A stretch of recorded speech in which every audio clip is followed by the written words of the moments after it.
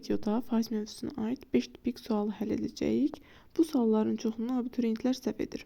Keçək birinci sualın izahına. Sualda deyilir ki, kvadratın tərəfini 10% artırdıqda onun sahəsi neçə faiz artar? Kvadratın tərəfini 100% qəbul edək.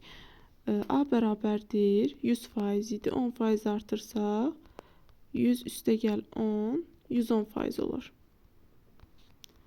Və bunu biz ədədə çevirsək 1,1 şəklində yazarıq. Bilirik ki, kvadratın sahəsi tərəfinin kvadratına bərabərdir. Yəni, S bərabərdir A kvadratı. Və A-nın qiymətini 1,1 tapmışıq. 1,1-in kvadratı. 1,21. Və bunu da faizə çevirsək 121% edər. Əvvəlcə biz kvadratın tərəfini 100 qəbul etmişdik. Daha sonra 121% oldu. Deməli, 121-dən 100 çıxarıq. Aradakı artımı taparıq. Bu da eləyər 21%. Deməli, kvadratın sahəsi 21% artar.